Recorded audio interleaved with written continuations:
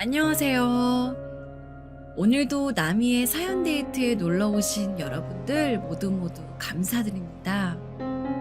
자, 오늘 첫 사연 역시나 힘든 마음으로 글을 써주신 분의 이야기가 준비되어 있습니다.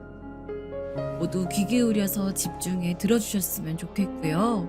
혹시나 목소리가 느리게 느껴지신다면 위에 있는 배속을 이용해서 빠르게 들으시길 권장합니다.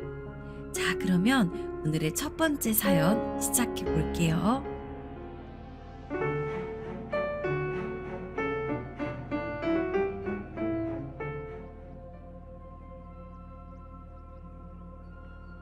제가 이런 고민으로 여기에 글을 남겨보게 될 줄 몰랐어요.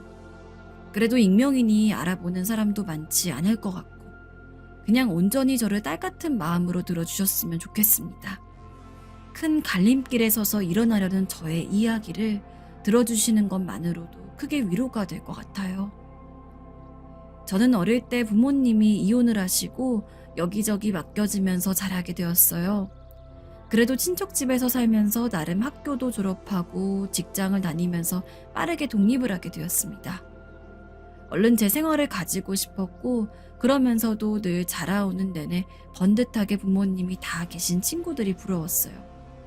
내색하긴 싫어서 늘 참아왔지만 그래도 가정을 향한 열망은 있었는데요. 함께 직장을 다니던 동료가 어느 날 저에게 괜찮은 인연을 소개시켜 준다고 하기에 만나봤어요. 몇 번 만나다 보니 남자가 참 자상하고 잘해주는 것이 저도 점점 마음에 끌리더군요. 딱 제가 바라던 느낌의 이상형이었어요. 그러던 어느 날 남자친구가 저에게 말하더라고요. 당시 이 말을 듣고 얼마나 심장이 두근거렸는지 터질 것 같았습니다. 지혜야, 나는 네가 우리 가족이 되었으면 좋겠어. 우리 엄마랑 동생도 너를 무척 보고 싶어해. 그 말을 들었을 때 얼마나 왈칵하고 울음이 쏟아지던지, 평생 저에게 있어서 강렬한 열망이었던 가정이 생긴다는 것이 참 기뻤습니다. 하지만 여기서 한 가지 문제가 있었는데요. 저는 모아둔 돈이 많지 않았어요. 직장에 취업한 지 오래됐지 않았고, 저보단 사회생활을 오래 한 남자친구에 비해서 혼수로는 턱없이 모자라는 사정이었어요. 그런 사정들을 말했더니 남자친구는 전혀 염두에 두지 않더라고요. 그게 무슨 상관이야. 나는 얼른 지혜 너랑 결혼해서 같이 살고 싶을 뿐이야. 네 돈 내 돈이 어디 있어. 그러면서 남자친구는 여러 가지 계획들을 말하더군요. 부모님도 이쯤 되니 저와 결혼할 것을 다 알고 계시고 집도 봐두셨다는 것이에요. 참 감사하기도 하면서 한편으로는 정말 그렇게 가도 되는 것인지 걱정스러웠어요. 초반에 어머니를 뵈러 가서 제 사정을 직접 말씀드려야 할 때 조금 힘들긴 했지만 어머니는 이내 이렇게 말하시더군요. 괜찮아. 그게 무슨 상관이니? 우리 집에 이렇게 예쁜 딸이 더 생긴 것만으로 만족한단다. 마음 쓰지 말거라. 정말 꿈인지 생신지 몇 번이나 얼굴을 꼬집어 보고 싶을 정도로 믿기지 않는 말이었어요. 그럼에도 나름 눈치가 보이기도 하고 죄송한 마음에 수중이 얼마 안 되는 돈이라도 선물을 사고 그렇게 아주 부족한 사정으로 결혼을 하게 되었습니다. 좋은 집을 준비해 주신 시부모님께 감사하기도 하고, 그래서 저 역시 초반에 남편과 늘 시댁에 가서 함께 모임을 가지고 잘해드리고 싶어 여러 가지로 노력을 했습니다. 그렇게 시간을 보내오던 차, 뭔가 조금씩 주변이 달라지는 게 느껴졌어요. 심지어 내가 너무 성급하게 판단을 하고 결혼을 한 건지 약간 이상한 생각이 들기 시작했습니다. 그렇게 다정하고 상냥했던 남편은 결혼을 한 이후 여전히 잘해주긴 했지만 매번 시댁 모임 약속을 잡고 가족 위주의 시간들만 보내려고 하는 것이었어요. 물론 저도 이렇게 따뜻한 분위기를 원하긴 했지만 부부가 결혼을 했다면 근본적으로 부부가 1위가 되어야 하는 것이 아닐까요?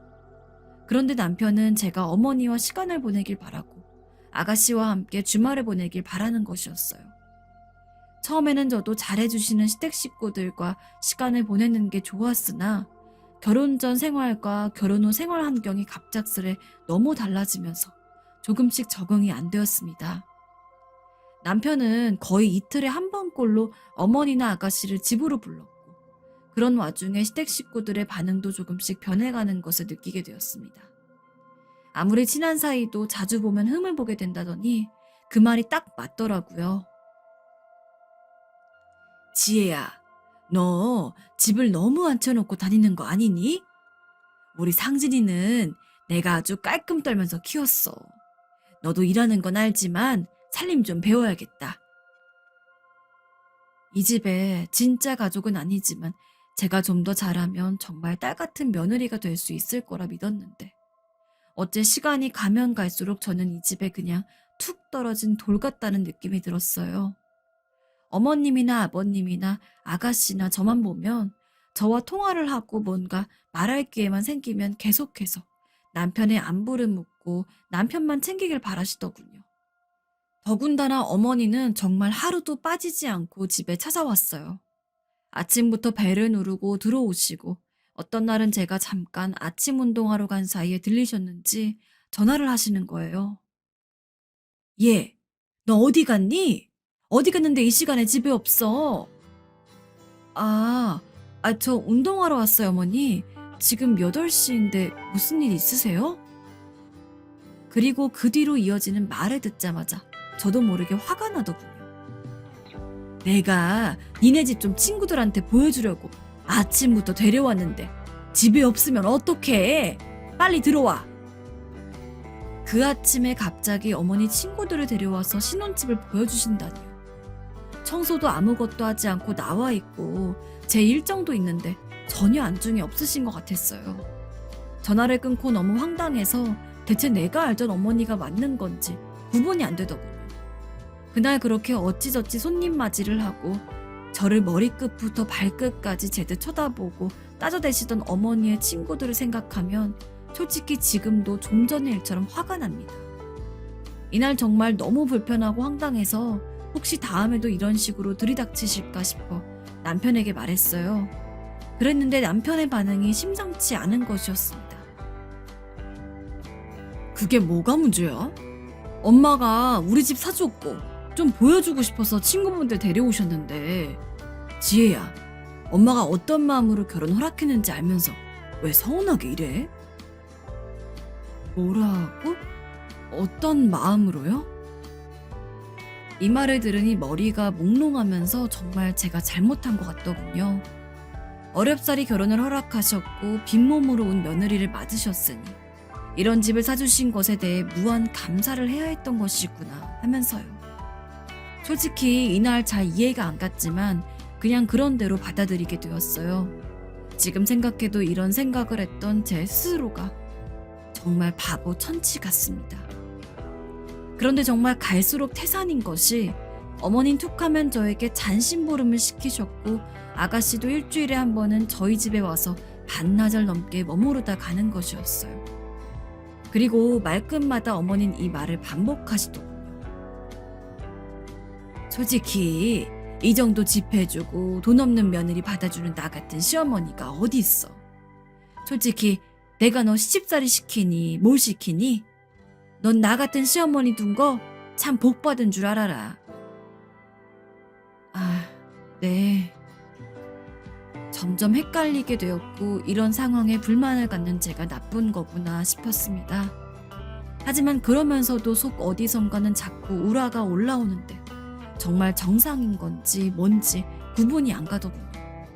가끔 이런 부분에 대해서 남편에게 조금은 내 상황을 이해해달라고 호소해도 남편의 돌아오는 말은 늘 같았어요. 너는 진짜 고마운 줄 모르는구나. 지혜야, 나 너무 실망이다. 부모님이 본인 노후 준비한 것 떼서 우리한테 이 집을 주신 건데 더 잘해야 되는 거 아니야? 이 말을 매번 듣고 있자니 어느 날부터 차라리 그냥 결혼 전에 이런 조건이라도 있다고 말을 해주었으면 안 했을 텐데 생각이 들더군요. 남편이 집을 해올 테니 너는 아무 말 없이 우리 가족들에게 다 맞춰서 살아야 한다고 했다면 저는 결혼을 하지 않았을 것입니다. 이미 엎질러진 일이었고 전 당시에 임신을 하고 있었기 때문에 그냥 이런 상황들을 받아들이며 가는 수밖에 없었어요. 그나마 아버님은 이런 집안 상태에 전혀 관심이 없으셨고 어머니와 아가씨만 매번 돌아가면서 접촉이 있었어요. 아기가 태어나고 난 뒤에도 더 자주 드나드셨고 남편은 한창 몸이 피곤하고 산후 우울증으로 지친 저에게 더 함부로 대하기 시작했습니다. 마치 그간은 임신해서 배불러 있었으니 참았다는 양, 아기 보는 게 너무 힘들고 지친다는 저에게 소리를 지르면서 급기야는 물리적인 행위를 했습니다. 네가 뭐가 힘드냐? 이런 집에 살면서. 내가 다 돈도 벌어주는데 그깟 육아가 대수야? 냉장고 꼴도 엉망이고 빨래도 밀려있고. 너 이따위로 할 거면 그냥 이혼해. 나가 살라고. 정말 당신 이렇게까지 당신 제정신이에요? 너야말로 제정신이 아니지. 어디서 감히 나한테 이리라 저래라야? 남편이 하는 말 한마디 한마디는 제 생사를 찌르는 마냥 아팠고 언젠가는 한번 던진 물건에 아이가 맞을 뻔한 적도 있었어요. 본인도 나름 아빠라고 아이가 제가 맞지 못하도록 막는 것을 보더니 그제서 손을 내리더군요. 3살밖에 안 된 아기가 제 엄마를 보호하겠다고 몸을 움찔거리는데 저는 그 모습을 보면서 이 상황은 분명히 정상이 아니라는 것을 감지하게 되었습니다. 우는 제 얼굴을 아기가 보고 그 작은 손으로 억지로 제 손을 잡아서 제 얼굴 가까이로 올리더니 눈물을 닦게 하려고 용을 쓰는 것이었어요. 이렇게 어린 생명에게 어쩌자고 이런 장면을 보게 한 건지 가슴이 찢어질 것 같았습니다. 이후로 저는 어떻게든 견뎌보자, 나만 참고 살면 될 것이다 하면서 버텨보기로 했으나 그럴수록 인생은 더욱 매섭게 제 얼굴을 핥히었어요. 무조건 제가 잘못했다고 바짝 엎드렸더니 남편은 그런 모습을 보고 더 우스웠는지 툭 하면 물건을 집어던지며 자기 엄마와 여동생에게 더 잘하라는 말 같지도 않은 말을 해댔어요. 이까짓 게, 야, 네 주제를 알아. 니깎게 누려보지도 못한 이런 환경에 살게 됐으면 고마운 줄 알란 말이야. 그리고 우리 엄마 동생한테도 잘하고 너한테 없을 가족 내가 만들어줬으면 받들고 살아도 모자라. 남들한테 물어봐. 그러면서 남편은 화가 나면 저에게 소리를 지르고 밖으로 나가라면 내쫓았습니다. 한겨울 억지로 떠밀려 나가면서 쫓겨났던 그날, 전 집 앞 횡단보도를 건너는데 옆에서 차가 오는데도 피하지 않고 그냥 멍하니 천천히 서 있었어요. 내 삶이 너무 혐오스럽고 수치스럽고 그냥 이대로 삶이 어떻게든 끝났으면 좋겠다는 생각뿐이었어요. 이혼은 죽도록 하고 싶지만 보란듯이 아기를 빼앗길 뻔했고 내 생때 같은 아기를 빼앗기고 살게 된다면 저는 산송장처럼 일생을 살게 될 테니까요. 그런데 무슨 일인지 그 혼잡한 도로에서 차들이 다 저를 비켜가고 점점 한적해지더군요. 어쩔 수 없이 그냥 걷고 걸어서 공원을 돌고 돌다가 다시 집으로 돌아가서 남편에게 비는 수밖에 없었어요. 너무 춥고 힘든 날이었거든요. 들어가 보니 아이는 엄마 어디 갔었냐며 저에게 와락 안기는데 남편은 그 뒤에서 있을 수 없는 말을 저에게 하더라고요. 하지 말아야 할 말이었죠.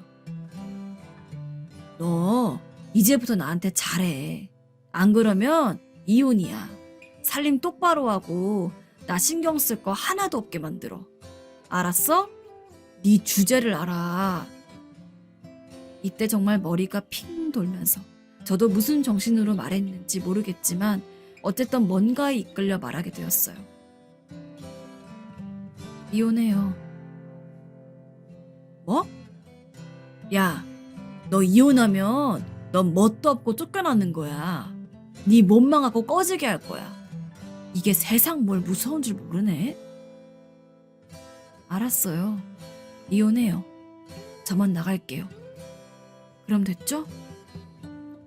남편은 그 말에 더 분을 못 참고 고성을 질러대는데 전 멍하니 제 짐을 챙겼어요. 이대로 사나 저렇게 사나 난 정말 어떤 방법으로든 내 생을 원만하게 유지하긴 힘들 것이다 싶더군요. 아기를 위해서라도 살아보려고 했지만 남편의 분노와 시댁의 괴롭힘을 번갈아 가면서 계속해서 견딜 자신이 없었습니다. 한 번은 아기와 같이 가겠다고 말해보려 했으나 이미 남편은 또 뭔가를 집어던지고 있었고 아기가 놀라는 모습을 보니 그럴 수 없었어요. 아무리 그래도 아무것도 없는 나보다는 아기가 제 아빠와 있는 게 경제적으로는 낫겠지 싶더군요. 이 좋은 집에서 말입니다. 전 이렇게 멋지고 좋은 집에서 단 한 번도 행복하다고 느껴보지 못했지만 말이에요. 그래도 남편이 아기에게 아빠로선 잘했으니까 시어머니도 아가씨도 제 손녀와 조카에게는 잘했으니까 말입니다. 이 집에서 저만 사라지면 될 일이었어요. 남편도 몇 번이나 저에게 했던 말이었어요. 이 집에서 너만 사라지면 된다고. 그럼 아무 문제가 없다고 했습니다. 그렇게 해서는 생 가슴을 도려내듯 아기를 안고 한번 입을 맞추고 짧게 기도를 한 뒤 나오게 되었습니다. 그 뒤의 사정은 어쩌면 남편과 살 때보다 더 혹독하게 느껴졌어요. 갈 곳도 없이 잠깐 친구네 가서 머무르다가 친구는 단순 부부싸움인 줄로만 알고 있어서 자세한 사정을 말할 수가 없더군요. 그러다가 다시 먼 친척 댁에 연락해서 가 있었지만 어쩌다가 이혼을 하고 애도 버리고 나왔냐면 말씀을 하시는데 오래 머물기가 힘들었습니다. 조그만 월세방이라도 얻을 수 있도록 일거리를 찾아서 겨우 나오게 되었어요.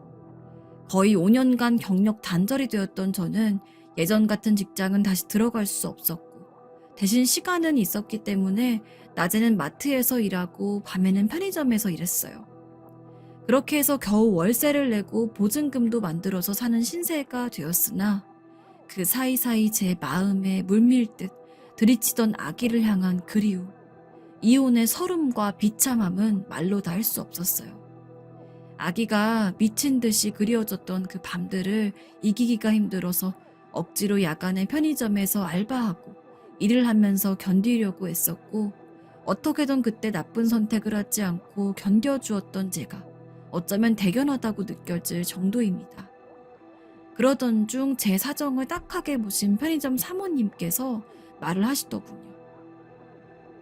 지혜씨, 그러지 말고 다른 일을 좀 해보는 게 어때? 네? 제가 뭔가 잘못을 했나요? 아니, 그게 아니라 안쓰러워서 말이야. 이렇게 젊은데 애기 엄마가 애기도 못 보고 이렇게 힘들게 사는 게 안 돼서 그래. 아직 젊고 머리도 돌아가니 다른 걸로 좀 자리를 잡아서 얼른 애기도 데려오고 해야지.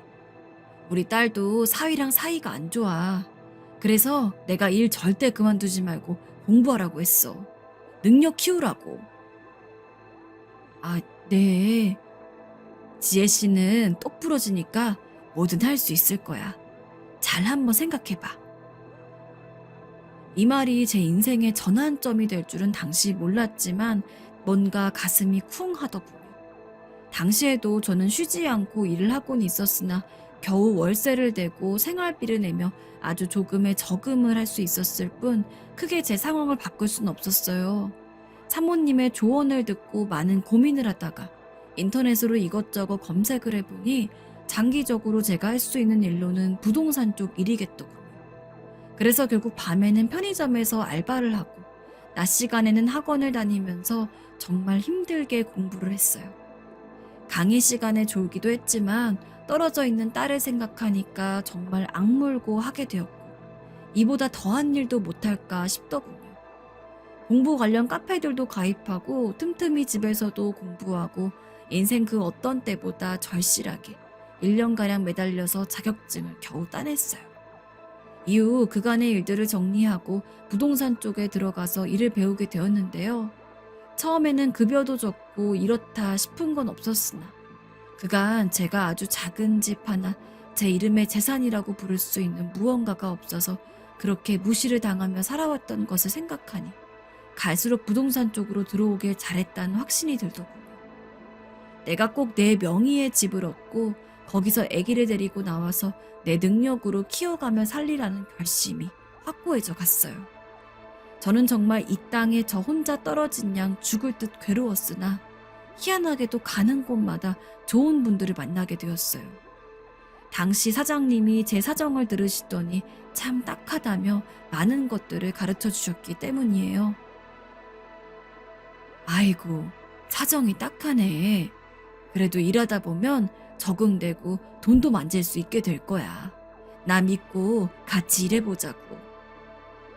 또 같이 일하는 직원분 중에 저보다 나이가 한창 어리면서도 계약을 잘 따내고 인기가 많은 중개사분이 있었는데, 그분을 보면서 존경심도 느껴지고 처음에는 남일 같다고 느껴졌지만 점점 이 일에 관심이 가게 되었어요.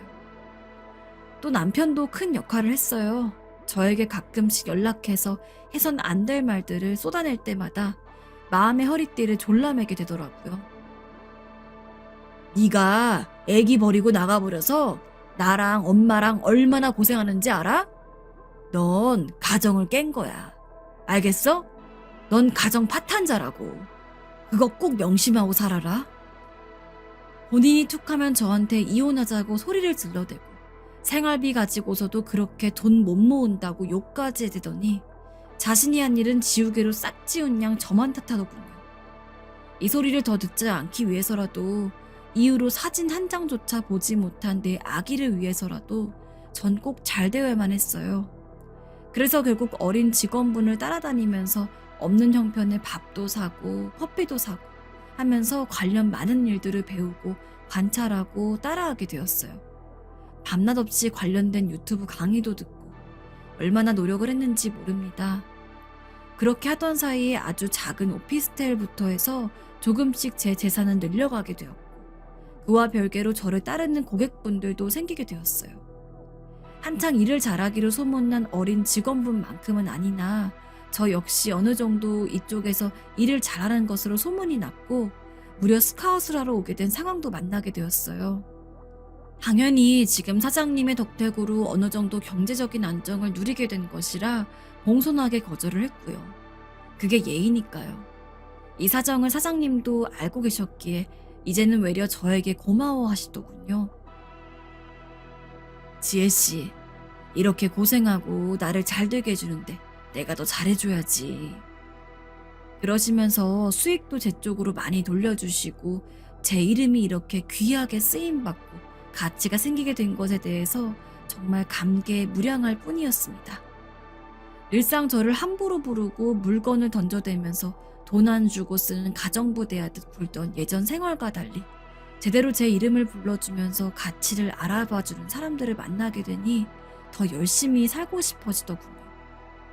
예전보다 인맥이 넓어지면서 다방면으로 지식이 쌓이다 보니 법 관련해서도 많은 것을 공부하게 되었고, 그제서 제가 정말 억울하게 몸만 가지고 이혼했음을 알게 되었어요.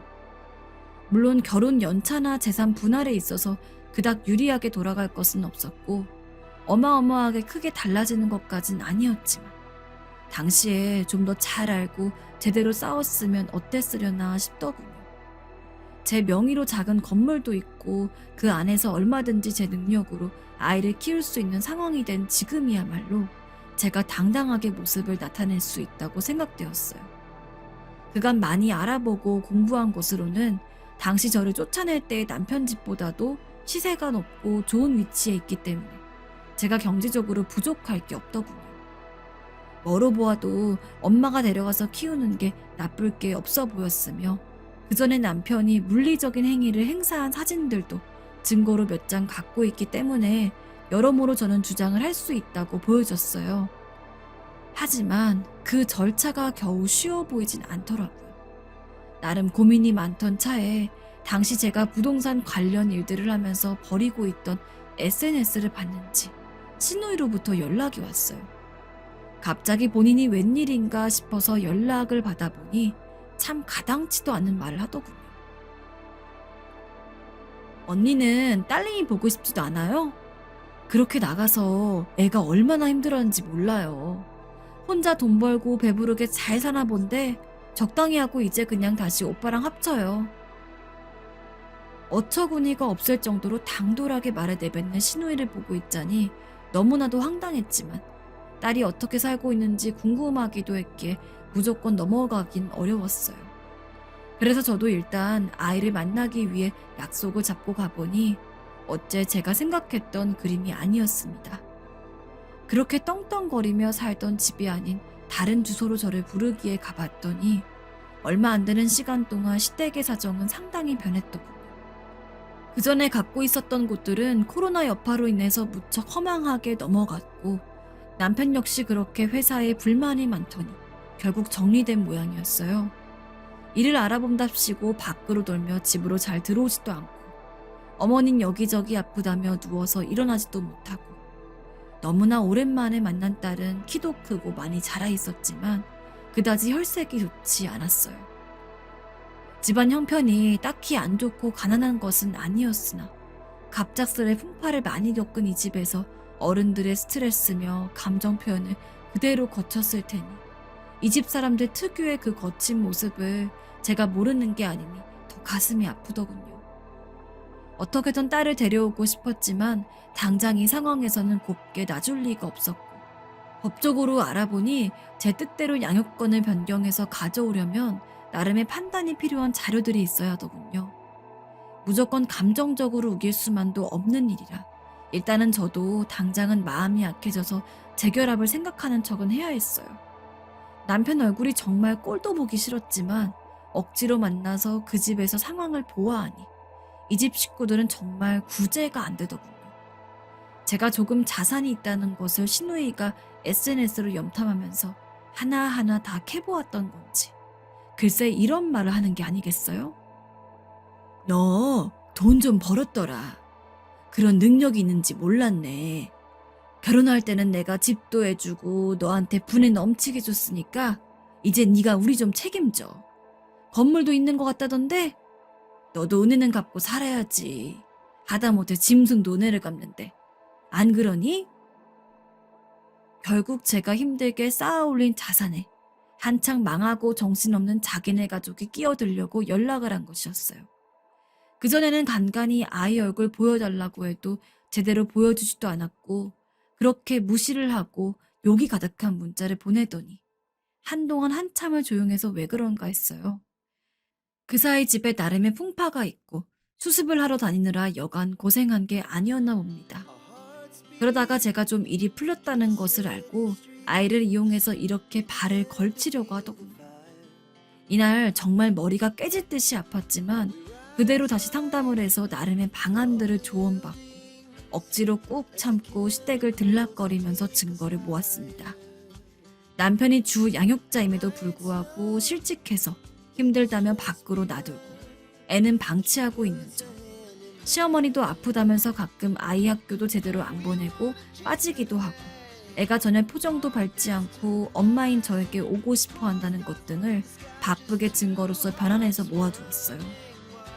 이후에 저는 모든 것들을 준비해서 소송을 걸어 제 쪽으로 유리하게 판결이 났고 이제서 겨우 괴로웠던 시간들을 청산하고 딸까지 그곳에서 싹 빼올 수 있었어요. 물론 남편과 시누이를 비롯해서 시어머니는 저에게 연락을 해대서 욕을 하고 네가 사람이니 뭐니 난리를 쳐대고 있으나 녹음해서 또 넘긴다. 이 이상 나한테 난리치면 법적으로 또 손을 봐주겠다고 하니 그 후로 연락이 뚝 끊겼습니다. 간혹 아이가 아빠 보고 싶다고 하면 보여주긴 해야겠다 생각은 합니다. 부모의 이혼은 어디까지나 어른들의 사정이니까. 전 저대로 이렇게 홀로 계속해서 열심히 살면서 아이를 잘 키워나갈 생각이에요. 처음엔 이혼에 대해서 무척 크게 눌려 있었지만 작은 계단들을 성취해내고 나니 조금은 자신감이 생깁니다. 저 잘 해내고 있는 거 맞나요? 부모님이 계셨다면 더욱 위로와 응원을 받았겠지만 그렇지 않기에 이름 모르는 분들에게 조금이라도 응원받으면서 가고 싶습니다. 댓글 달아주신다면 꼼꼼히 다 읽어보겠습니다. 이야기 들어주셔서 감사합니다. 네, 첫 번째 사연이 끝났습니다. 정말 뭉클하고 감동적인 이야기였죠? 자, 두 번째 사연은 남편을 홀로 키운 시아버지와 며느리의 갈등을 그린 이야기인데요. 굉장히 심상치 않은 분위기에 저도 많이 놀랐는데 과연 어떤 일이 일어나고 있는 건지 한번 들으러 가보겠습니다. 안녕하세요. 남들과 다를 거 없는 평범한 아줌마입니다. 요즘 제가 미치고 팔짝 될 일이 생겨서 사연을 보내봅니다. 정말 생각만 해도 너무 억울한 일인데 끝까지 제 사연을 읽어주시고 조언 부탁드려봅니다. 많이들 댓글 달아주시면 꼼꼼히 읽어보겠습니다. 시작해볼게요. 남편과 결혼을 하기 위해서 마음먹었을 때부터 서로 아이는 최대한 빨리 낳자고 이야기를 했습니다. 남편도 그렇고 저도 그렇고 각자 외동아들과 딸로서 홀아버지, 홀어머니 밑에서 자라왔는데 그러다 보니까 집에 사람이 없고 너무 쓸쓸하다는 마음을 많이 느꼈어요. 둘 다 어렸을 적 소원이 형제 많은 곳에서 자라는 것이었죠.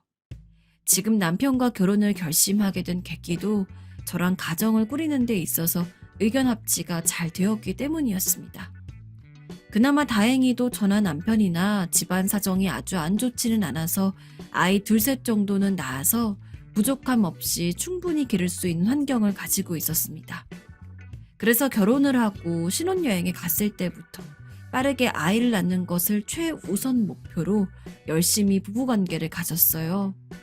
하지만 원래 임신이라는 게 쉬운 일이 아니잖아요. 처음 1년간은 그래, 그냥 아직 때가 아니겠지 라고 생각하면서 서로를 다독였습니다.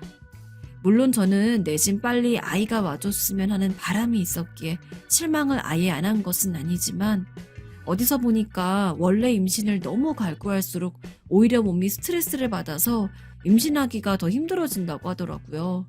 그래서 저나 남편이나 집에서 마음을 다스리기 위해서 팔자에도 없는 클래식 음악도 듣고 최대한 스트레스 받는 일이 없도록 노력해봤습니다.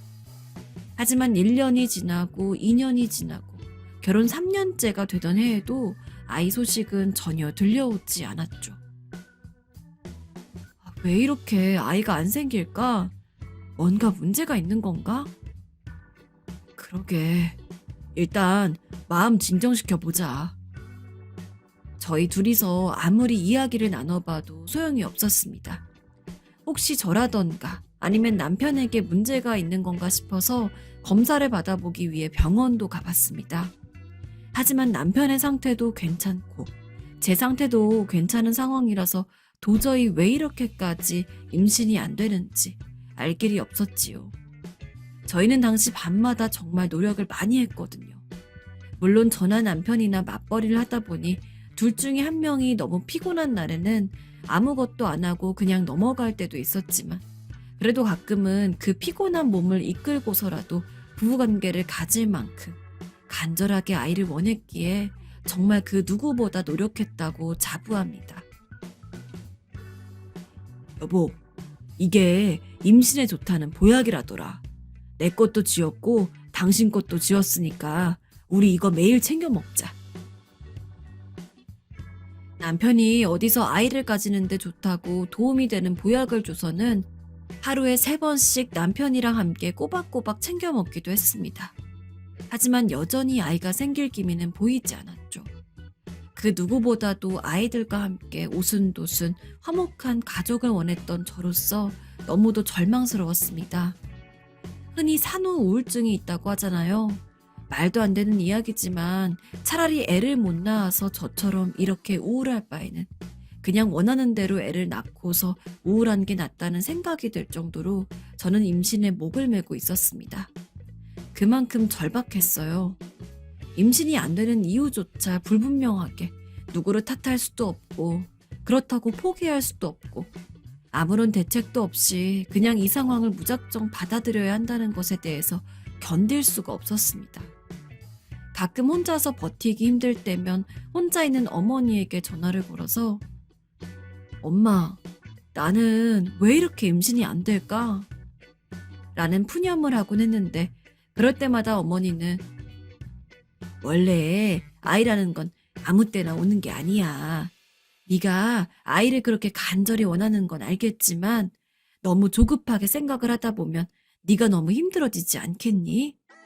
오래 기다린 만큼 예쁘고 착한 아이가 오는 걸 테니 너무 걱정하지 말아라. 김서방이 잘해주지? 김서방이랑 둘이 여행도 좀 다니고 그래.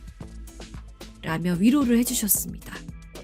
그래도 그때까지는 절망스럽다고 할지라도 여전히 작은 희망은 있었습니다. 하지만 임신을 못한 지 5년째가 되었을 때는 아무런 희망도 없었습니다.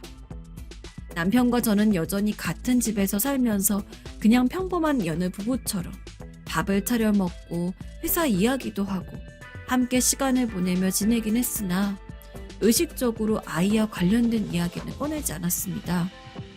요새 예능 프로그램 중에서 연예인들의 자녀가 나오는 내용이 많은데 어쩌다 채널을 돌리다 그런 프로그램을 한번 스치기라도 하면 못 볼 거라도 본 듯이 잽싸게 리모컨 버튼을 눌렀습니다. 비록 남의 아이 이야기는 하겠지만 저 사람들은 아이를 낳고 행복하게 살고 있고 우린 그러지 못하고 있다는 것에 대한 좌절이 너무나 컸거든요. 너희 아직도 아이 소식은 없니? 저희가 결혼한 지 4년째 되던 해부터 시골에서 혼자 살고 계시는 시아버지가 자주 전화를 하셨습니다. 참고로 시아버지도 그래, 아이는 낳을 수 있을 만큼 순풍순풍 낳아서 복작복작하게 지내야지 라고 하시며 저희만큼 아이가 생기기를 바라시는 분이었습니다. 그런 시아버지가 보기에도 저희가 몇 년째 아무런 소식이 없으니 아마 꽤나 걱정이 되셨던 모양입니다. 네, 이전에 남편이랑 같이 병원도 다녀왔는데 의사는 저나 남편이나 기능적인 문제가 없다고 해요. 대체 왜 이렇게 임신이 안 되는 건지 모르겠네요. 시아버지 마음을 모르는 건 아닙니다. 저희 역시 아이가 간절했으니까요. 하지만 아무리 시아버지 입장에서 아이를 바란다고 하더라도 당사자인 저랑 남편만 하겠습니까? 근데 어느 날부턴가 정말 하루가 멀다 하고 전화를 해서는 오늘은 임신 소식 없니? 그래, 앞으로 어찌하려고? 라면서 전화를 하며 아이를 가지라는 식으로 은근히 닥달을 하는데 그런 시아버지 전화 때문에 더욱더 스트레스를 받는 나날들이 이어졌습니다. 시아버지는 저와 남편 가리지 않고 전화를 하셨는데 그 덕분에 남편이 아버지, 저희가 알아서 할게요 라고 답지 않게 좀 강경하게 이야기해도 며칠간 전화가 안 올 뿐 또 그 시기가 지나면 언제 그랬냐는 듯이 은근슬쩍 전화를 걸어서 저희의 임신에 관해서 꼬치꼬치 캐물었습니다. 하지만 이것뿐만이 아닙니다. 이 정도 스트레스였다면 제가 여기에 사연을 보내진 않았을 겁니다. 제가 이렇게까지 사연을 정리하게 된 계기가 하나 있습니다. 대략 반년 전부터 시아버지가 저희 집으로 약초랑 산나물 같은 걸 보내주셨습니다. 시아버지는 원래 서울에서 일을 하시다가 은퇴를 하고 시골로 내려가서 자그맣게 농사를 짓고 계셨는데 처음엔 시아버지가 농사 지은 야채인가 보다 하고 받았지만 우리가 흔히 말하는 야채랑은 생긴 게 달랐습니다. 솔직히 야채보다는 어디 산등성이에서나 자랄 법한 풀떼기 같았죠. 아버님, 이게 뭐예요? 그냥 야채는 아닌 것 같은데. 나 농사 짓는 땅 뒤에 큰 산이 하나 있는데 거기에 몸에 좋은 산나물이랑 약초들이 엄청 많거든. 내가 요새 등산에 취미가 들려서 겸사겸사 산 타는 김에 너네 먹으라고 직접 따온 거다. 몸에 좋은 거니까 내가 따로 비닐봉다리에 담아준 산나물은 무침으로 무쳐서 먹고 상자에 있는 약초는 갈아서 즙으로 마셔라. 네, 감사합니다. 따느라 힘드셨을 텐데 잘 챙겨 먹을게요. 시아버지는 챙겨주는 것들을 어떻게 먹어야 하는지도 꼼꼼하게 설명을 했고 절대 빼놓지 말고 하루에 2번씩 챙겨 먹으라면서 신신당부를 했습니다. 비록 아이 때문에 매일같이 스트레스를 받고 있었지만 그래도 이것만큼은 저랑 남편 건강을 챙겨주기 위해서 시아버지가 따로 준비한 건데 당연히 고마운 마음을 가지고 있었습니다. 여보, 우리 시아버지 참 고맙다. 그치? 라고 남편한테 어느 날 말할 정도로요. 그런데 게다가 시아버지는 그 와중에 남자한테 좋은 약초가 따로 있고 여자한테 좋은 약초가 따로 있다면서 제 거 한 박스, 남편 거 한 박스, 따로 택배로 보내셨는데 정말 그 양이 어마무시했던지라 대체 시아버지 혼자서 어떻게 이 많은 걸 다 따셨는지 놀랍기도 하고 감사하다고 말씀을 드리고 다음 날부터 남편은 시아버지가 주신 약초와 산나물을 챙겨 먹었습니다. 하지만 당시 저는 몸살 때문에 병원에 다니면서 다른 약을 먹고 있었거든요. 보통 약은 잘못 섞어서 먹었다간 큰일 날 수도 있잖아요. 그래서 물론 시아버지가 주신 건 약이 아니라 산나물이랑 약초 같은 풀이었지만 혹시나 몸에 안 좋을까 싶어서 일부러 먹는 걸 미루고 있었습니다. 내가 보내준 약초랑 산나물들은 잘 챙겨 먹고 있니? 아, 아니요. 제가 지금 몸살 때문에 병원에서 약을 따로 처방받은 게 있는데 이거 다 먹기 전까지는 같이 안 먹는 게 좋을 것 같아서 지금은 안 먹고 있어요. 아휴, 그거 빨리빨리 챙겨 먹어야 돼. 진짜 영험하기로 소문난 약초니까 병원 약이랑 먹는다고 해서 뭐 큰일 안 난다. 빨리 지금이라도 챙겨 먹어야지. 하지만 시아버지는 제가 약을 먹고 있지 않다고 하니까 혀를 쯧쯧하시더니 지금부터라도 빨리 챙겨 먹으라고 닥달 아닌 닥달을 했습니다. 덕분에 저는 얼결에 그날부터 남편을 따라서 아침과 저녁에는 산나물 무침으로 밥을 먹고 점심에는 약초를 물이랑 넣고 갈아서 건강즙처럼 마셨습니다. 그렇게 한 3일 정도를 산나물이랑 약초를 챙겨 먹었을까요?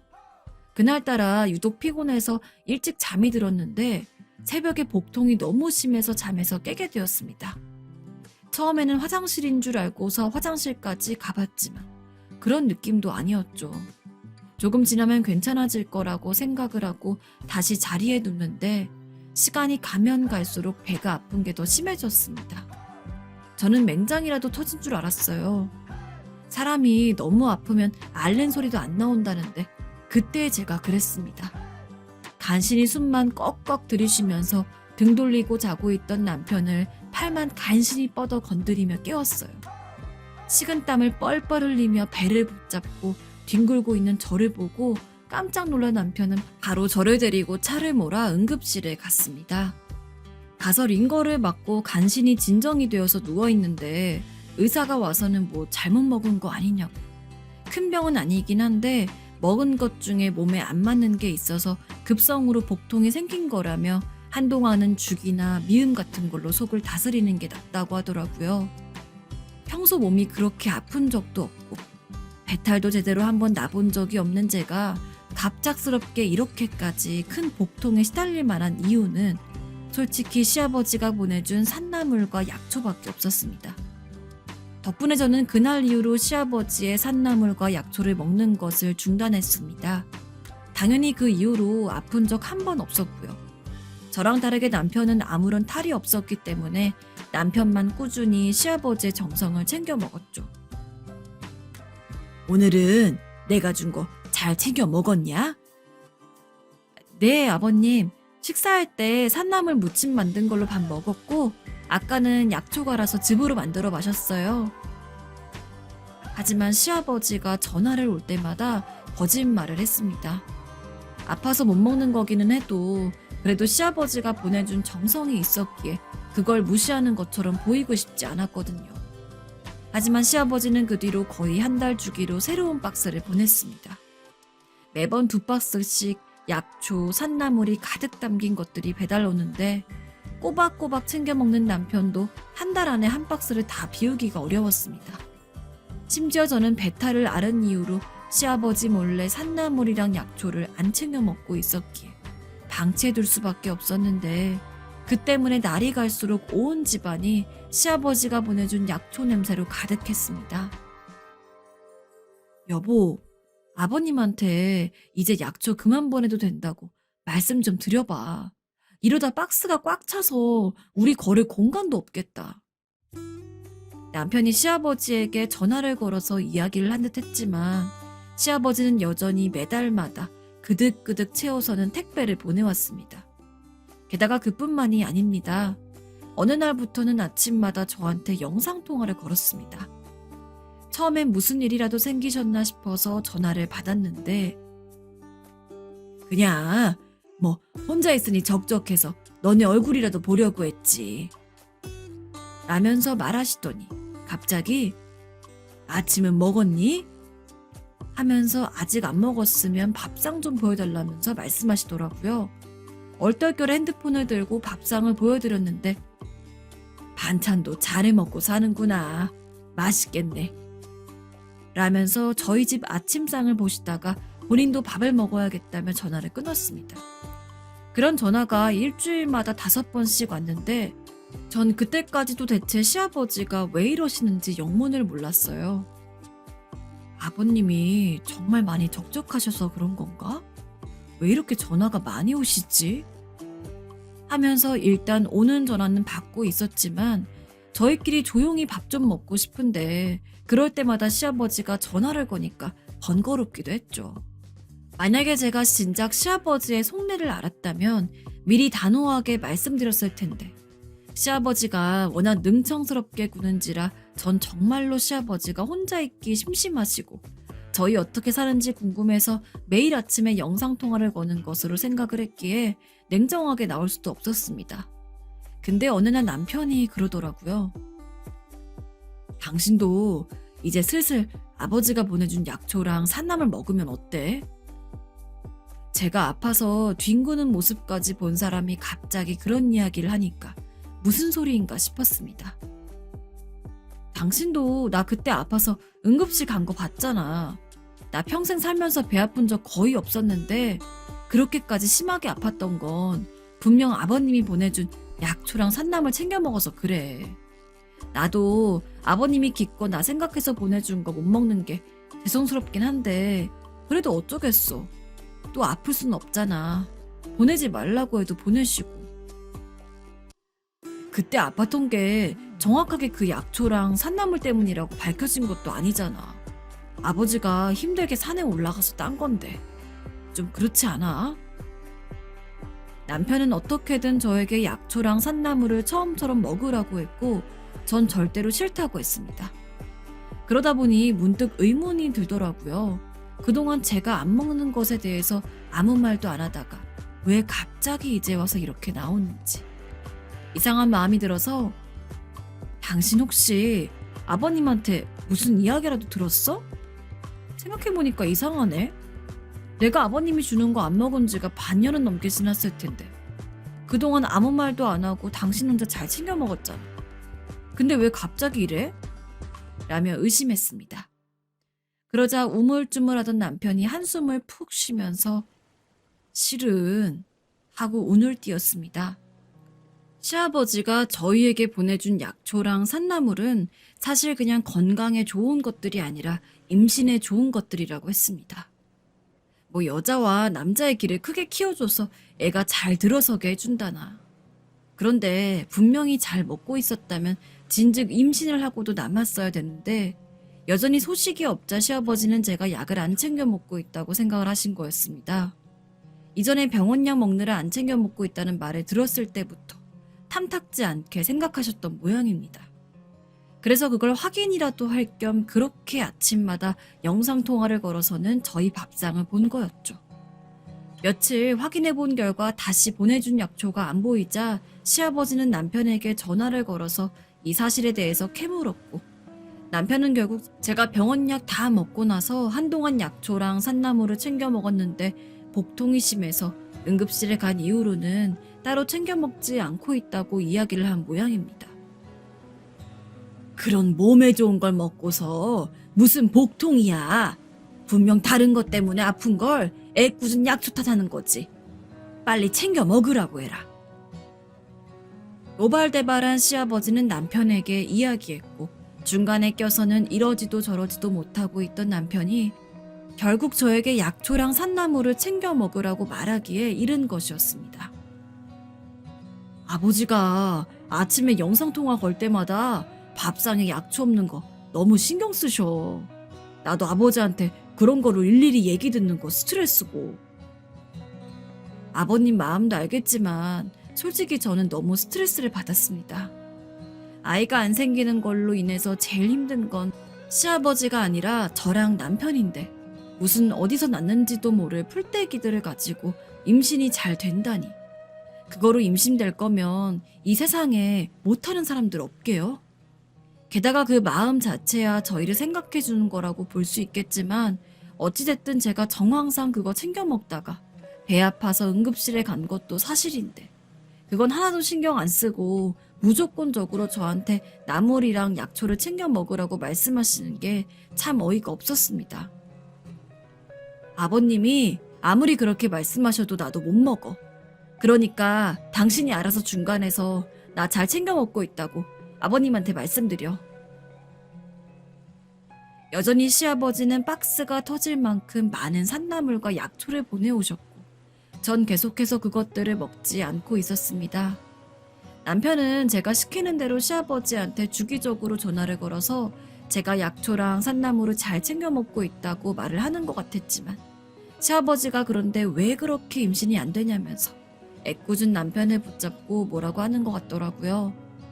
남편이 시아버지랑 전화를 하고 나서 초췌한 얼굴로 거실에 나올 때마다 저는 절대로 시아버지에게 당신이 챙겨준 것들을 안 먹고 있는 걸 들키지 말아야 한다고 단단히 이야기를 했습니다. 하지만 시아버지가 원체 의심이 많은 건지 눈치가 빠른 건지 무슨 저한테 보내준 약초 박스에서 약초 줄어든 것까지 사진을 찍어서 남편한테 보내달라고 하지를 않나. 어느 날은 제가 약초를 먹고 있는 걸 몰래 영상을 찍어서 자기한테 전송하라고 했다고 합니다. 남편도 남편 입장에서 신경을 많이 썼다고는 생각을 합니다.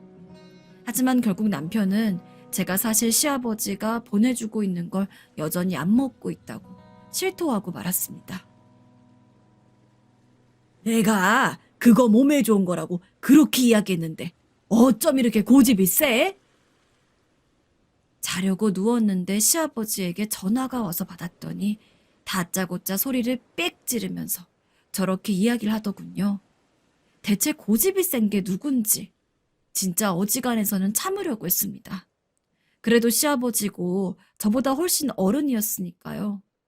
하지만 그렇다고 해서 다음날 출근하는 거 뻔히 알면서 늦은 시간에 전화를 해가지고 있는 성질 다 부리는 시아버지를 보자니 어처구니가 없었고 순간 너무 화가 나서 저도 참지 않고 시아버지에게 대놓고 따졌습니다.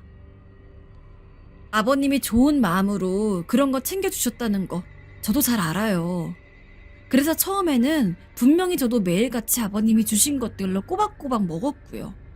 근데 누가 봐도 그것 때문에 아파서 응급실까지 다녀오게 되었는데 어떻게 아무리 몸에 좋은 거라고 그렇게 제가 그걸 계속 먹을 수가 있겠어요?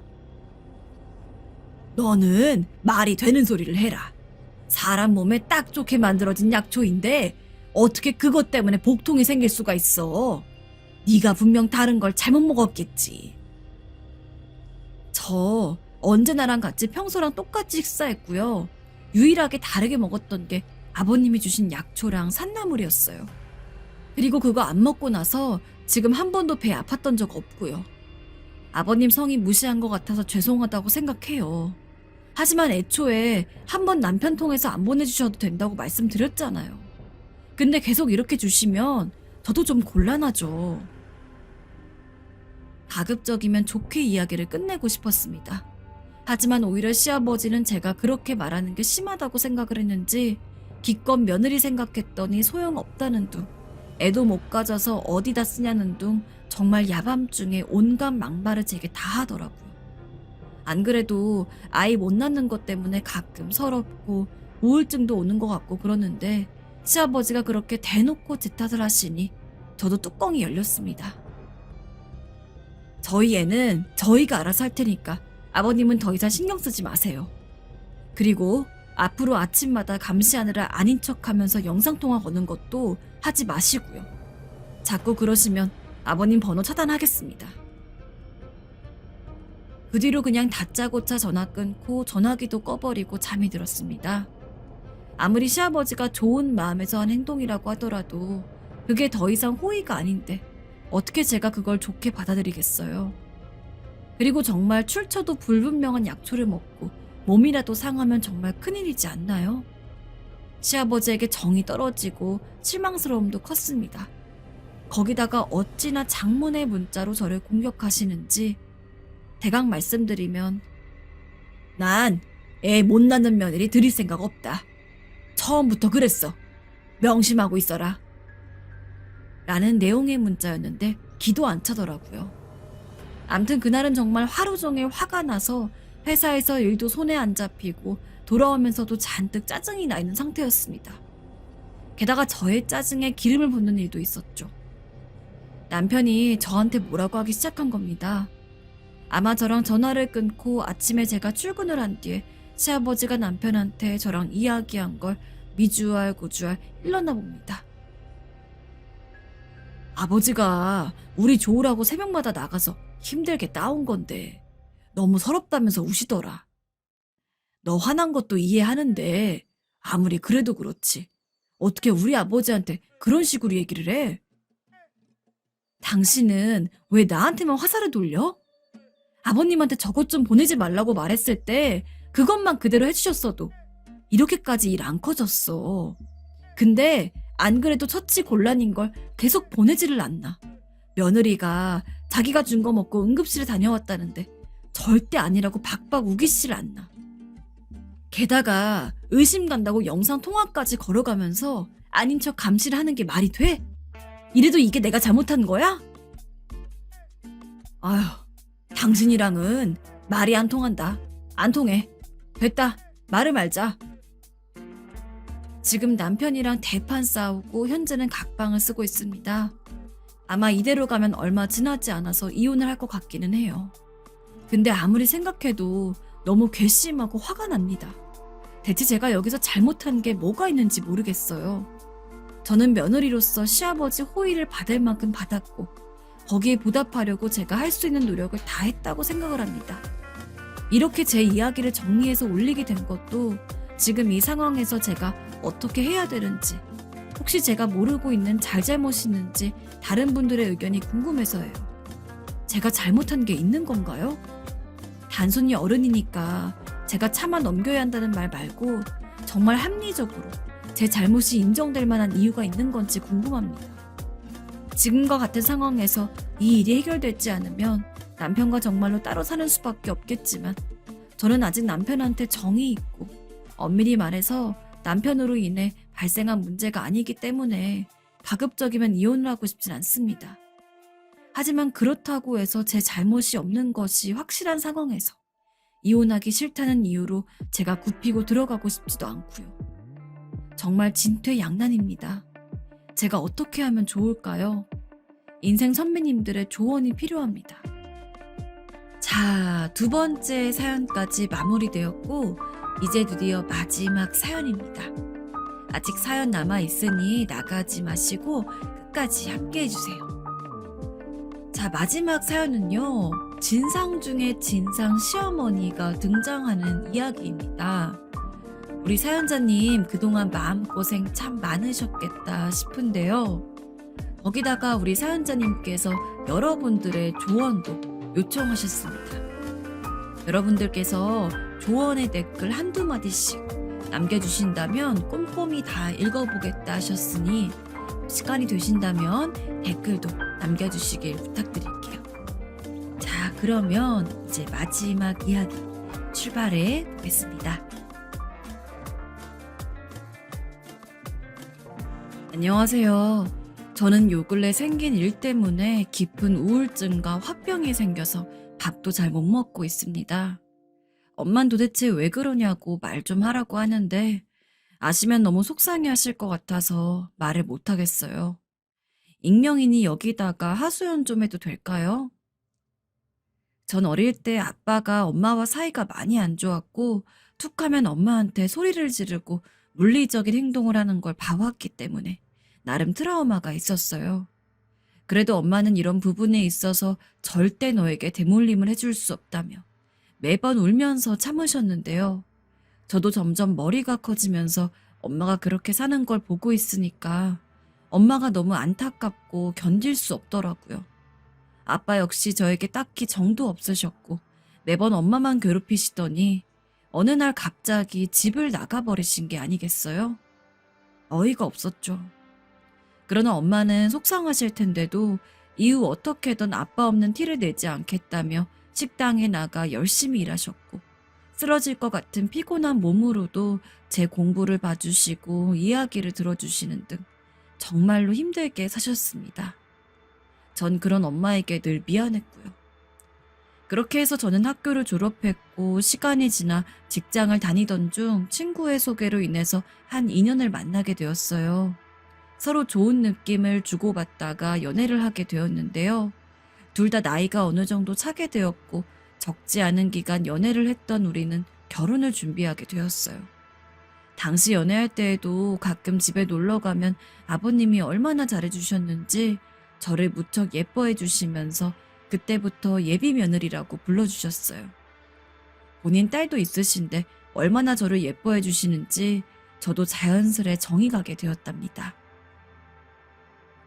어머님은 연애 때는 크게 마주치지 않아서 잘 몰랐고, 결혼을 하고 나서야 직접적으로 겪을 일이 많았는데요.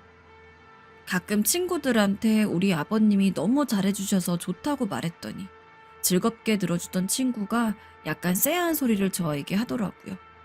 듣고 당시에는 좀 기분이 나빴지만 지나보니 이것도 어느 정도 아예 없는 소리는 아니구나 싶었어요. 시부모님 한쪽이 괜찮으면 다른 한쪽은 엄청 심하게 괴롭힐 가능성도 있어. 너도 너무 안심하지 말고 있어봐. 그때는 가볍게 넘겼지만 솔직히 사람 일을 장담할 수 없는 건데 조금은 경계를 하고 있어 볼 걸 그랬어요. 얼마 지나지 않아 저와 남편은 결혼식을 올리게 되었고, 좋은 곳들도 놀러 다니며 간간히 저희 친정이나 시댁에 들러 식사도 하곤 했어요. 역시나 아버님은 제가 며느리로 들어온 이후 얼마나 좋아하시는지 진짜 자상하게 잘 대해주셨어요. 처음에는 아가야 호칭으로 부르시더니 나중에는 딸이 하나 더 생긴 것 같다며 저를 이름으로 불러주시더라고요. 예, 정이야, 오늘 밥은 먹었니? 날씨가 들쑥날쑥하구나. 옷 잘 챙겨 입거라. 보통은 자기 아들에 대한 안부를 많이 물으신다던데 아버님은 전혀 그런 기색 없이 오직 저만 걱정해 주시고 따뜻하게 대해 주셨어요. 그런데 어머니는 조금 다르시더라고요. 야, 정이야, 명진이 오늘 밥 챙겨서 보냈냐? 걔한테 빵 따위는 밥이 아니야. 제대로 챙겨서 먹여보내야 된다. 네가 알겠지? 그런 건 원래 여자가 하는 거다. 아, 네, 어머니, 알겠습니다. 똑같이 제 이름을 부르며 말하는 거지만 어쩜 어머니와 아버님의 말투는 이렇게 다른 건지. 그때마다 거슬리기도 하고 때론 상처가 되기도 했지만 그래도 어쩔 수 없겠더라고요. 그런데 어느 날 어머니가 저에게 무척 큰 실수를 하신 적이 있었어요. 시간이 좀 지난 건데도 잊을 수가 없어서 떠올릴 때마다 화가 나기도 하고 내가 그렇게 만만하게 보이는 건지 좀 속상합니다. 그날 저희 집에 갑자기 놀러 오셨는데 남편도 출장 가고 없는데 들리셨길래 저도 좀 당황스러웠어요. 연락도 없이 벨을 막 누르면서 문 열라고 하시더라고요. 그래서 그냥 열어드렸고 어색하게 차를 들이고 마주 앉았습니다. 어머님 계속 집 주변을 보시면서 썩 듣기 좋지 않은 이야기들만 하시더라고요. 명진이 내가 아주 귀하게 키웠어. 걔는 어릴 때부터 어른들이 얼마나 똑똑하다고 칭찬했는지 몰라. 너 보고 무슨 복이 있어서 저런 신랑 얻느냐고 다들 부러워해. 잘 알아들어라. 알았지? 내가 아들 칭찬 괜히 하는 게 아니고 이게 다 사실이야, 사실. 뭐 너도 너희 집에선 귀한 딸이겠지만 말이야. 어느 부모에게 자식이 소중하지 않겠어요. 당연한 이야기를 자꾸 저한테만 일방적으로 강조하시면서 아들 자랑을 하시는데 도대체 제가 어떻게 하길, 아니 어떤 대답을 하길 바라셔서 말씀하시는지 모르겠더라고요. 그러던 중 어머니와 이야기를 나누던 중 순간 전 머리가 멍해져서 내가 제대로 듣긴 한 건지 놀래서 다시 되묻게 되었어요. 그저 내내거리면서 답하던 저에게 갑자기 꺼내신 말씀이었는데요. 기가 찹니다. 남자들은 다 밖에서 일하느라 바쁘니까 여자가 잘 신경 써줘야 하는 거야. 너도 일한다고 명진이 밥 챙기는 거 소홀하면 안 되고. 내가 상견례 때 이런 얘기를 해야 되는데 니네 시아버지가 얼마나 막아대던지. 아휴, 그리고 우리 명진이한테 꽃뱀 안 꼬이게 네가 잘 단돌이 해줘야 한다. 혹시 뭔 일 있어도 나대지 말고. 남자들은 다 알아서 집으로 들어오게 되어 있어. 네? 꽃뱀이요? 듣다가 너무 어이가 없어 저도 모르게 큰 소리로 받아치게 되었어요. 그런데도 어머니는 아랑곳 않고 차를 마시면서 계속 말씀하시는 게 아니겠어요? 그래, 요즘 꽃뱀들 잘못 꼬이면 완전 남자들 파탄내잖아. 명진이 외모에 결혼했다고 여자들이 뭐 안 붙겠어? 걔가 얼마나 인기 많았는지 너 모를 거다. 너 말고도 딸 준다고 난리치는 집들이 한둘이 아니었어. 어머니, 순간 너무 화가 나더군요. 평소 내내거리던 저였지만 이땐 참지 못하고 받아치게 되었어요. 어머니, 아가씨가 만약에 그런 남편 얻어도 괜찮으시겠어요? 네 남편 꽃뱀 안 꼬이게 여자가 잘 신경 써줘야 된다는 둥 그런 말 하실 수 있으세요? 이 말에 어머니는 빈정이 상하셨는지 찻잔을 세게 내려놓으시더군요. 너는 무슨 애가 어른이 하는 말에 그렇게 따박따박 논리적으로 받아치니? 집에서 그렇게 배웠어? 내가 그런 뜻으로 한 말이겠니? 말하는 거 보니 너 어지간히 우리 명진이 이겨먹으려고 하겠구나. 내가 그래서 다른 애도 만나보고 결혼하게 하려고 했더니 에휴.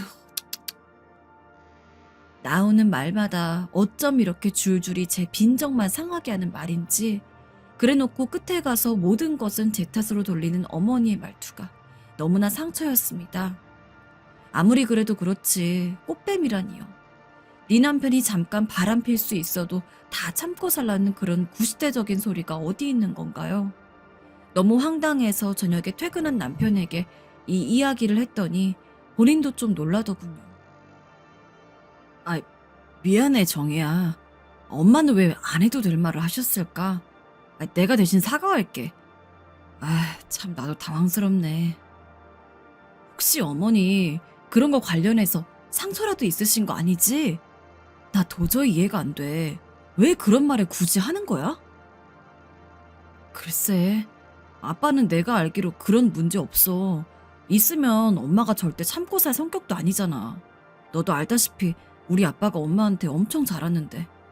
엄마는 본인이 안 겪어봐서 그런 말씀을 쉽게 하시는 것 같아. 내가 대신 사과할게. 남편 말을 들어보니 구구절절 다 맞는 말이긴 하더라고요. 그래서 그냥 그날 저도 너무 화가 났지만 남편이 계속 토닥이고 달래주는 통에 속으로 묻게 되었어요. 하지만 이후로 어머니와의 만남은 자주 갖고 싶지 않더라고요. 만났다 하면 계속 본인 이야기만 하시고 자기 아들한테 잘하라는 말만 끝도 없이 하시니 며느리가 아닌 어머니 대신 남편을 넘겨받아 키우는 사람이 된 것 같았어요. 무슨 회사에서 인수인계 해주듯 계속 말하시고 뭘 확인하려 드시니 도통 피곤한 게 아니더라고요. 심지어 한 번은 이런 일도 있었는데 전 이것도 조금 이해가 안 됩니다. 여러분은 이해되시나요? 한번 들어봐 주세요.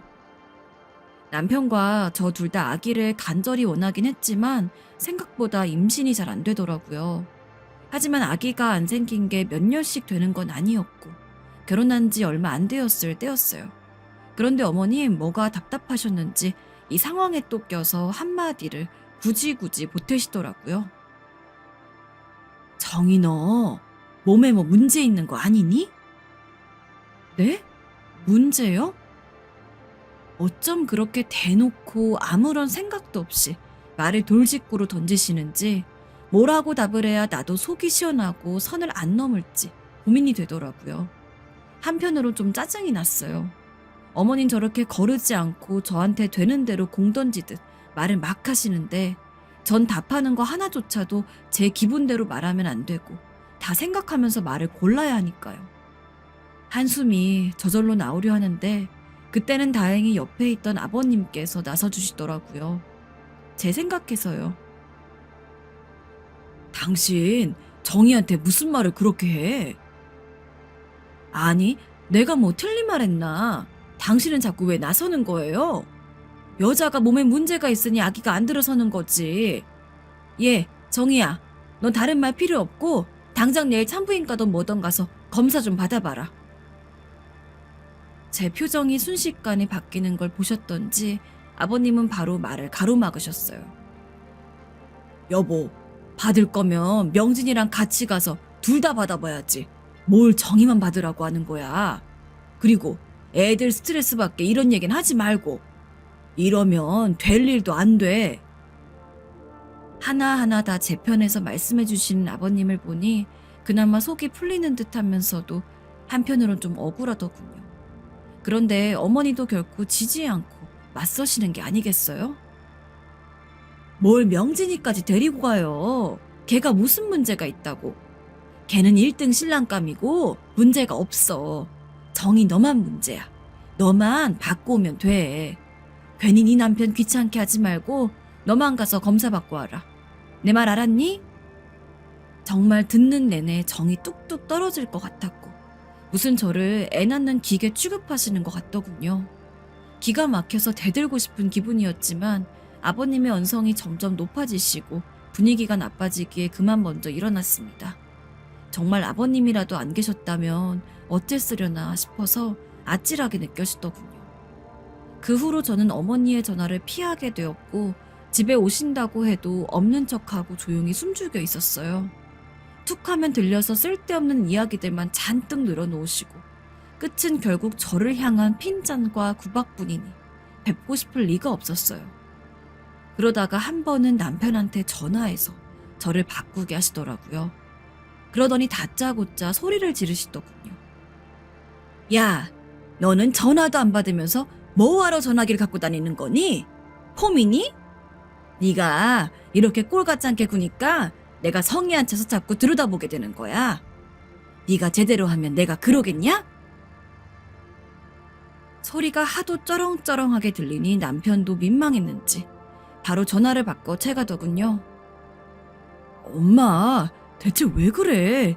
기분 상하게 제발 이러지 좀 마. 아니, 그게 또 무슨 소리야? 그러면서 어머니한테 한창 뭐라 말을 하고 마무리를 짓는데 저는 진짜 머리가 너무 아파서 견딜 수가 없었어요. 중간에서 중재하는 남편도 힘들어 보이고 도대체 제가 뭐를 잘못한 건지 모르겠더군요. 남편은 본인이 보기에도 자기 엄마가 너무한 것 같으니 그것 갖고 저에게 뭐라 하진 않았으나 그렇게 어머니가 한 번씩 들이닥치고 나면 둘의 분위기는 늘상 서먹해지고 대면대면해지게 되었어요. 이 부분만 빼면 정말 저에게 잘해주는 남편인데 이렇게 자꾸 어머니가 가운데 끼려고 하시니 셋이 같이 사는 기분이 들더군요. 한 번은 우리가 1박 2일로 부산 여행을 빠르게 다녀왔는데 가는 길에 남편한테 전화를 또 하셨더라고요. 그래서 남편이 부산을 가는 중이라고 했더니 바로 저를 바꾸라고 하셨나 봅니다. 저는 일부러 남편도 들으라고 스피커폰을 켜두었어요. 정희 너는 시간도 참 많은가 보다. 그렇게 바쁘다고 우리 집에도 안 들러보더니 어른들 어찌 사는지 들여다보지도 않니? 내가 충고하마. 니네끼리만 그렇게 놀러 다니는 거 아니야. 그거 아주 예의 없는 짓이라고. 운전하던 남편은 놀라서 잠깐 차를 세우고 바로 바꿔봤더군요. 어머니도 남편이 다 듣고 있다는 걸 알고 더 기분이 나쁘셨는지 이후에 저를 만났을 때에도 공연히 더 심소를 부리셨어요. 어머니 외에 다른 시댁 식구들은 저를 힘들게 하는 것이 조금도 없는데 너무 지치더라고요. 남편도 어느 정도 이제 조금 심각하다고 느꼈는지 자꾸 저에게 사과를 하는데 이제는 그것도 크게 위로가 되지 않았어요. 이때부터 제가 슬슬 화병이 생겼던 것 같아요. 저희 어머니는 아직 50대 후반밖에 안 되시고 젊으신 편이에요. 그런데도 제 주변 훨씬 나이 많으신 시어머니들보다 더 옛날 사상을 갖고 저를 힘들게 하시더군요. 막상 본인은 아주 짧고 굵게 시집살이를 하셨다고 들었는데 말입니다. 어영부영 시간은 지나고 그럭저럭 일상을 보내고 있는데 아버님이 환갑을 맞이하게 되셨기에 이때에는 조금 생각을 바꿔보기로 했어요. 저에게 무척 잘해주셨던 아버님이고 늘상 제 생일도 챙겨주시고 별거 없이 그냥 꽃이나 떡, 빵 등을 사다 주고 가신 아버님이시기에 저도 정성껏 잘 모시고 싶었어요. 그래서 남편에게 제안을 했더니 속으로 좋은 것 같긴 했지만 제가 힘들까봐 선뜻 답을 못하더라고요. 우리 아빠는 그런 거 안 해도 된다고 하던데 너가 너무 힘들지 않겠어? 그래서 저는 얼른 대답을 했어요. 아니야. 아무리 요즘이 코로나라지만 안 그래도 힘든데 이런 것도 못하고 넘어가면 아버님 더 서글프시지 않겠어? 내가 이번에 솜씨 좀 발휘해볼게. 남편은 은근히 기분이 좋았는지 시댁에 알렸고 아버님은 곧장 전화를 걸어오셨어요. 아이고 정희야, 그렇게까지 안 해도 된다. 요즘 누가 환갑에 잔치를 하냐? 너 힘들다. 아니에요 아버님, 저 안 힘들어요. 오히려 기대되는데요. 아버님도 이번에 기대하셔도 좋아요. 제가 요리를 썩 잘하는 편은 아니었지만 집안을 꾸미고 예쁜 분위기를 만드는 것은 좋았기 때문에 이번에 확실히 기분을 내보려고 열심히 인터넷으로 검색하고 알아보았어요. 코로나 때문에 다들 홈파티로 넘어가는 경향이 있기에 딱 5인 맞춰서 하는 것이니만큼 더 청결하고 방역에도 철저하게 그리고 예쁘고 정성스러운 분위기도 더해질 수 있도록 정말 많은 것들을 준비했습니다. 외국의 고급스러운 홈파티 사진들을 찾아보고 어떻게 흉내를 내볼까 고민하고 몇 번이나 그림으로 아버님의 환갑상을 예시로 그려보면서 음식들은 어떻게 놓고 사진들은 어떻게 장식을 하고 집안에서도 멋스러운 기념물 분위기를 내기 위해 많은 재료들을 준비했어요. 제가 예시로 만든 디자인은 남편이 보더니 무척 놀라더라고요. 와, 이거 완전히 전문 파티 플래너잖아. 우리 여보가 이런 재능도 있었구나. 진짜 멋지다. 남편이 칭찬해주니까 저도 더 가슴이 벅차고 누군가를 기쁘게 해줄 수 있다는 게 이렇게 저한테 행복한 일인 줄 몰랐어요. 저야말로 남편의 말처럼 새로운 재능을 찾게 된 것 같아서 기뻤고 제가 계획해둔 그림 안에 아버님을 모셔왔을 때 어떤 반응이실지도 너무 궁금하더군요. 일부러 식기도 한창 유행하는 종류들로 다 구입을 하고 상차림을 할 테이블도 새로 샀습니다. 아버님의 젊은 날 사진들부터 해서 최근에 찍은 가족들 사진까지 거실 한쪽 벽면에다가 갤러리처럼 꾸며두고 요즘 유행이라는 케이크에다가 아버님을 위한 축하 메시지와 사진도 꽂아서 주문을 했습니다. 그리고 제가 요리는 좀 부족한지라 아버님이 좋아하시는 메뉴들을 남편을 통해 미리 조사한 다음 홈파티 전문 업체에 의뢰를 해서 맛깔스럽고 예쁘게 보내달라고 일일이 세세하게 주문을 했어요.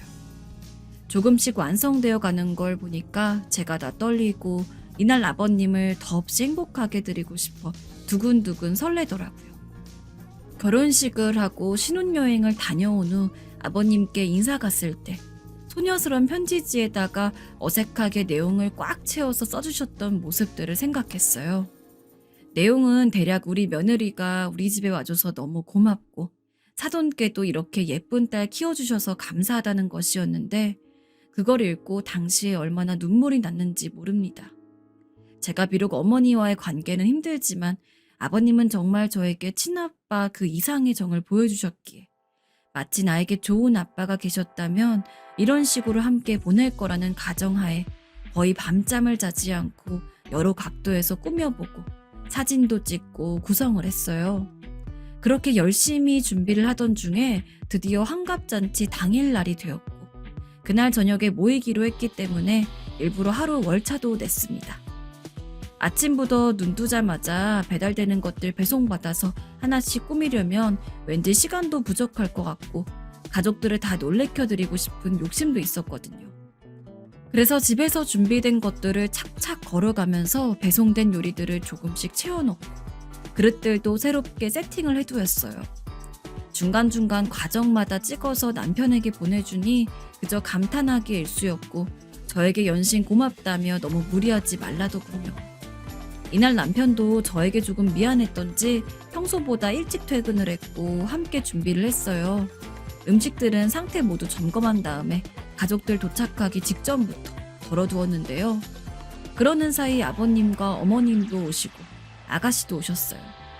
문을 열고 들어서는 아버님은 얼마나 감격스러워 하시던지 정말 너무 뿌듯하지 뭡니까? 와, 정이야. 이걸 네가 다 한 거냐? 내가 태어나서 이런 대접은 정말 처음 받아보는구나. 아버님은 살짝 눈가가 빨개지시더니 너무 고맙다며 연신 칭찬을 해주시더라고요. 아가씨도 바로 저에게 다가와서는 말을 걸었어요. 세상에, 언니, 이거 정말 언니가 다 하신 거예요? 너무 멋져요. 이렇게 할 수 있으니 따로 한갑잔치하러 장소 빌릴 일도 없겠어요. 언니 진짜 손재주 좋으시네요. 우리 아빠 위해서 이렇게 해주시고 정말 감사해요. 남편도 역시 아가씨에게 제 자랑을 엄청 하면서 그렇게 기분 좋게 자리를 잡고 있었어요. 그 뒤에 어머니가 들어오셨는데 딱히 어머니 반응은 어떨지 상상이 갔지만 크게 예상에서 벗어나지 않더군요. 그냥 아무런 움직임도 없는 듯한 표정으로 둘러보며 구경만 하시고 전혀 웃지도 어떻지도 않은 상태셨어요.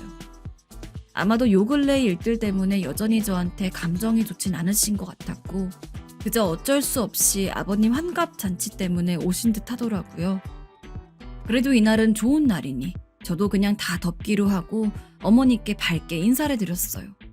그런데 이때부터 어째 뭔가 좀 이상하게 상황이 돌아가는 것 같더군요. 어머니는 저를 보자마자 건성으로 인사를 받으시더니 대뜸 물으시는 것이었습니다. 저도 평범하게 대답을 했는데 그 이후 벌어진 상황은 정말 경악을 금치 못한 상황으로 번지게 되었습니다. 다시 이날을 생각해도 심장이 벌렁벌렁 뛰는 것 같아요. 이거 네가 다 한 거냐? 아, 네 어머니. 제가 다 꾸몄어요. 음식도 네가 다 한 거고? 아니요.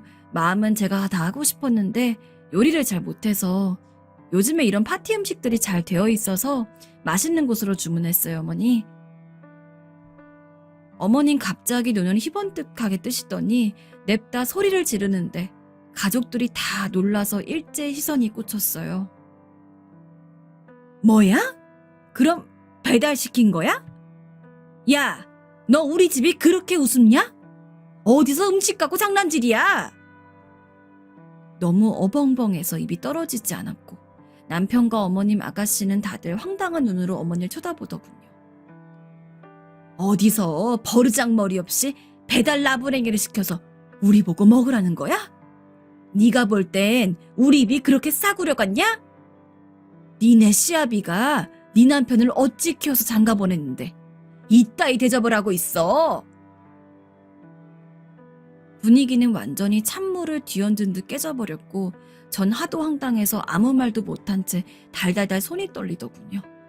요 며칠 밤새면서 준비하느라 잠도 부족했고 살짝 어지럽기도 했지만 그저 오늘만 기다리면서 이렇게 벅차게 만들었는데 정말 앞이 기우뚱하고 기울 듯 현기증이 나더군요. 엄마, 왜 그러는 거야 대체? 겨우 입이 떨어진 아가씨가 어머니를 말려보았지만 어머니는 막무가내로 저에게 고성을 내셨습니다. 네가 아주 제대로 미친 개야. 우리 집을 조무습게 본 게 아니면 이따위로 할 수가 없어. 우리가 너 쉽사리 시켰니? 뭘 어쨌니? 이거 완전 제대로 골탕 먹이려는 거 아니야? 내가 이따위 취급을 며느리한테 받고 산다. 어머님 갑자기 말도 안 되는 흐름으로 흐느끼시더니 그대로 신발을 신고 뛰어나가 버리셨어요. 저는 정말 그 자리에 서서 멍청하게 뒤집어 쓴 듯 가만히 서 있었어요. 열심히 준비했던 모든 것들은 그저 전부 우스꽝스러운 결과물이 되어버렸고 다들 억지로 눈치를 보며 자리에 앉아서 뭔가 입에 넣긴 했지만 제대로 삼킬 수도 없었습니다.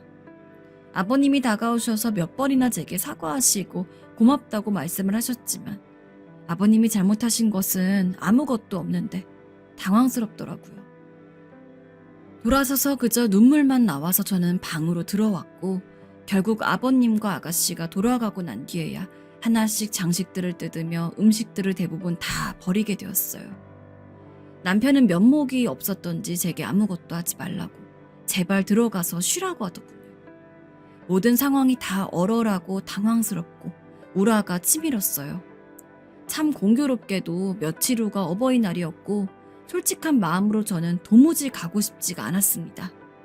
어머니 얼굴을 볼 자신도 없었지만 매일같이 아버님이 전화를 하시고 집에 찾아오시고 계속 사과를 하시는데 어떻게 하겠어요. 저 편하자고 어버이날에 아버님만 우리 집으로 혼자 오시라고 할 수도 없고 그냥 속으로 꾹 누른 채 할 수 없이 용돈과 선물을 꾸역꾸역 사서 들리게 되었는데요. 정말 황당한 것이 어머니야말로 저를 얼마나 우습고 바보같이 보시는지 알겠더군요. 모든 행사를 망쳐버리고 나가신 어머니에게 그래도 일단은 제가 아랫사람이니 용돈도 직접 드렸는데 쳐다보지도 않고 획 내치시는 게 아니겠어요? 툭 떨어지는 봉투를 보고 아버님이 쩔쩔매시면서 바로 주워주시고 남편과 아버님만 이렇게 살얼음을 걷듯 눈치를 보고 있고 저는 완전 죄인이 된 모양새였어요. 그런 상황까지 겪고 나니 아무리 아버님이나 남편이 저에게 사과를 한다고 하지만 도대체 제가 뭘 그렇게까지 어머니께 잘못을 해서 이런 대접을 받아야 하는지 이해가 가지 않아요. 너무 서러워서 몇 번이나 친정엄마한테 하소연을 하려고 하다가도 아무것도 모른 채 사위에게 그렇게 물심양면으로 잘해주려고 하는 엄마를 생각하니 쉽게 입이 떨어지지 않았어요. 이대로 제가 어머니에게 뭘 어떻게 해야 되는 건지 잘 모르겠습니다. 지금 분위기로 봐서는 또 제가 완전히 어머니께 죄송하다고 섰고 대제를 하면서 들어가야 쳐다보실까 말까 한데요. 솔직한 마음으로 정말 그러고 싶지 않거든요.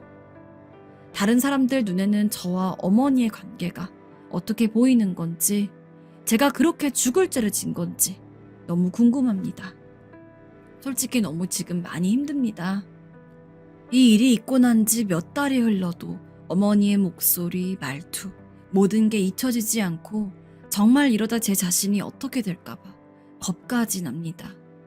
제발 조언 좀 부탁드릴게요.